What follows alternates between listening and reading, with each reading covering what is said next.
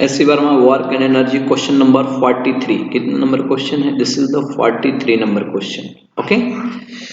The figure shown the spring fixed at the bottom end of the inclination 37 degree. A small block of mass 2 kg starts slipping down the inclination from 0 point. Okay देखिए यहाँ से ये कितना metre पे है, पहले हम लोग कुछ इंडिकेशन दे लेते हैं. यहाँ से यहाँ कितना दिया हुआ है? 0.8 मीटर यहाँ तक. Okay. Away from the spring the block compress कितना इसको कंप्रेस कर रहा है? 20 सेंटीमीटर. इसे मान लिया जाए और 20 सेंटीमीटर ये मीटर में है, ये 20, यानी कंप्लीट यहाँ से यहाँ देखा जाए तो कितना मीटर हो गया? 5 मीटर. टोटल कितना हो गया? 5 मीटर. ओके.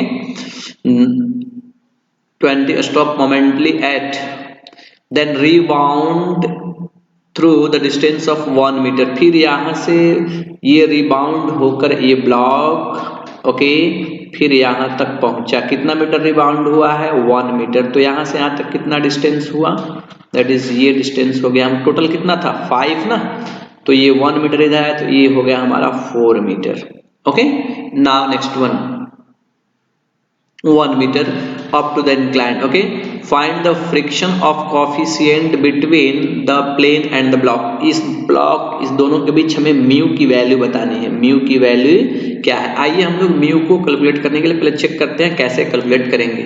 तो मैं बता दूं, अगर यहाँ पे ब्लॉक कहाँ था? This is block is at rest. Okay. और जब ब्लॉक को स्लाइड किया, स्प्रिंग को कंप्रेस किया, कंप्रेस करने के बाद फिर इस पोजीशन पे आया और यहाँ पे आके रेस्ट में हो गया. ओके. तो मैं देख रहा हूं यहाँ से यहाँ तक ब्लॉक को इसका पोटेंशियल एनर्जी डिक्रीज किया. इसका पोटेंशियल एनर्जी डिक्रीज किया है. तो ये जो एनर्जी गया कहाँ? तो यहाँ से यहाँ तक मूव करने में जो एनर्जी गया that means work done. Energy that means क्या? Work done. जो ये इसका लॉस हुआ energy that gravitational potential energy is converted into work done by the friction. यहाँ से यहाँ तक ओके वो फ्रिक्शन को वर्क करने में जो लग गया. फ्रिक्शन कैसे वर्क किया? पहले यहाँ तक आया तो वर्क कर रहा था, फिर मूव करते हुए ऊपर की ओर गया तो वर्क कर रहा था. दो केस में वर्क कर रहा था. एक बार जाते समय कितना? 5 मीटर नीचे गया तो फिर आते समय 1 मीटर. टोटल कितना मीटर के लिए? 6 मीटर के लिए वर्क करता है. तो आइए हम लोग लिखते हैं और इसमें कुछ भी नहीं होगा बिकॉज ये इनिशियली जैसे पहले था फिर उसी कंडीशन में आ गया है. तो इसमें कोई भी चेंज नहीं आ रहे हैं. तो मैं डायरेक्टली लिख सकता हूं work done by mg is equal to लिख सकता हूं वर्क डन बाय फ्रिक्शन. अगर हम वर्क डन बाय mg लिखना चाहें तो सर इस डायरेक्शन में कितना फोर्स काम करेगा? अगर डाउनवर्ड डायरेक्शन mg काम कर रहा है तो इधर काम करेगा कितना? mg sine theta. क्या? mg sine theta. mg sine 37 ये हुआ फोर्स इनटू डिस्प्लेसमेंट. इस डायरेक्शन में नेट डिस्प्लेसमेंट कितना आया? Along the force mg sine theta के अलोंग कितना आया? 4. तो इसे लिख दिया हमने 4. ओके. ये हुआ work done is equal to work done by mg force into displacement. अब क्या लिखेंगे? Work done by friction. देखिए वर्क डन कितना फ्रिक्शन कितना वर्क डन किया. तो पहले ये ब्लॉक पूरा यहाँ तक आया तो कितना हमारा डिस्टेंस कवर किया? 4 मीटर 5 मीटर. और फिर रिबाउंड होके यहाँ तक पहुंचा तो 5 प्लस 1 दैट इज कितना मीटर गया हमारा टोटल ब्लॉक? 6 मीटर. यानी फ्रिक्शन के लिए कितना डिस्प्लेसमेंट हुआ? For friction displacement is 6 metre. Because हम लोग इसे अलग से इसलिए कैलकुलेट कर रहे हैं इस तरह से because this friction is non conservative और ये कैसा है? कंजर्वेटिव. इसलिए इनिशियल और फाइनल पॉइंट हमने देख लिया. कंजर्वेटिव फोर्स के लिए केवल initial and final point check करते हैं. इनिशियल यहाँ था, फाइनल यहाँ था. बट नॉन कंजर्वेटिव फोर्स के लिए टोटल हमें देखना पड़ता है. ओके. तो टोटल हमने कितना मीटर कन्वर्ट ये ले लिया इसको? 6 मीटर. ओके.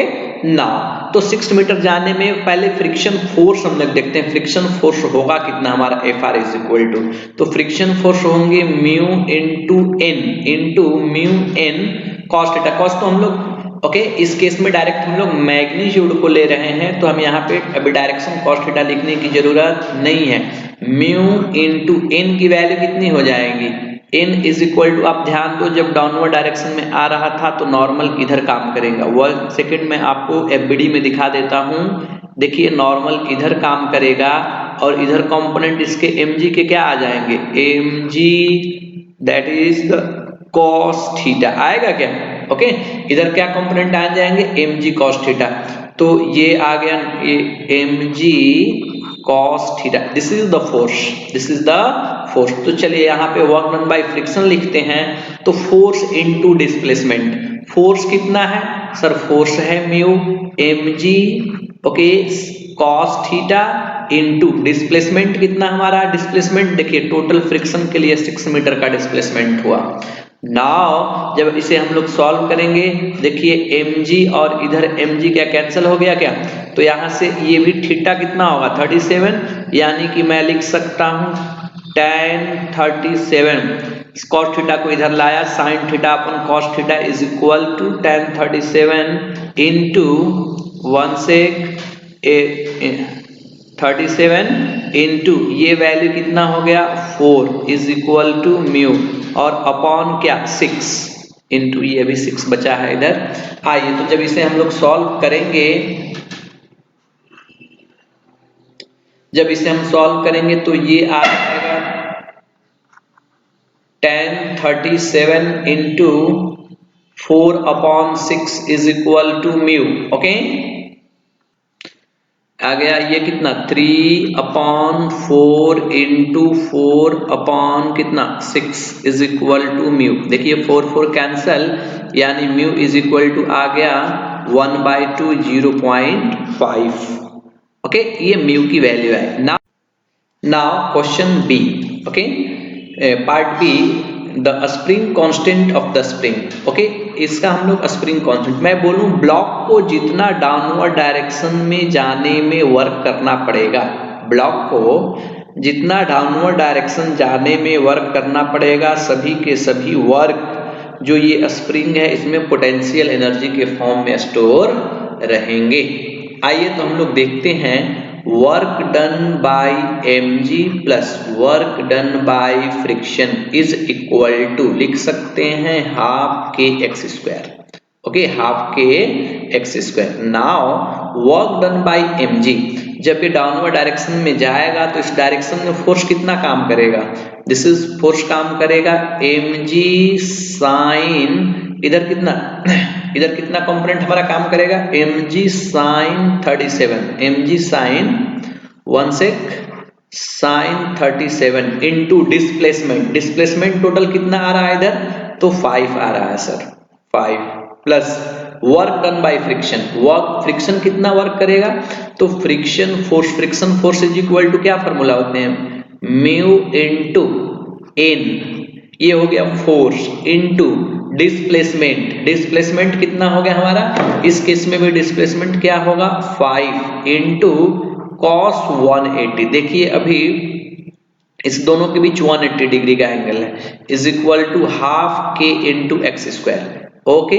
नाउ कुछ वैल्यू पुट करते हैं, mg का वैल्यू कितना हो जाएगा 2 kg का ब्लॉक था तो 20 इंटू साइन 37 कितना हो जाएगा 3/5 इंटू 5 प्लस, ओके देखिए एक cos 180 क्या होगा -1, तो यहाँ पे माइनस लिख लिया इंटू, ओके ये माइनस हो गया और म्यू का वैल्यू कितना हमने कैलकुलेट करके रखा है 1/2, तो 1/2 इंटू n के वैल्यू कितना हो जाएंगे mg cos 37, n के वैल्यू ये किसके बराबर हो जाएगा mg cos 37, कहां से देखिए यहां पे मिलाइए n is equal to mg cos 37।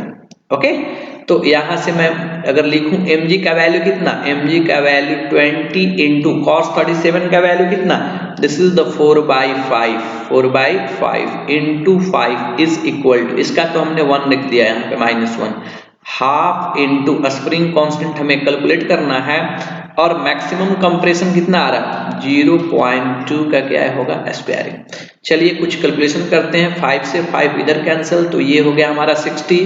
Okay, इधर ये कैंसिल हो गया 10 और ये 5 कैंसिल -40 इज इक्वल टू ये आ जाएंगे 2 से 2 कैंसिल, तो नेट वैल्यू इसका कितना आ जाएगा हमारा k upon okay k upon क्या आ जाएगा 50। सॉल्व करेंगे तो ये कितना आ गया, ये आ गया हमारा total 20 into 50 is equal to k। तो k इज इक्वल टू आ गया हमारा value k is equal to that is the 100 newton पर metre. This is the spring constant.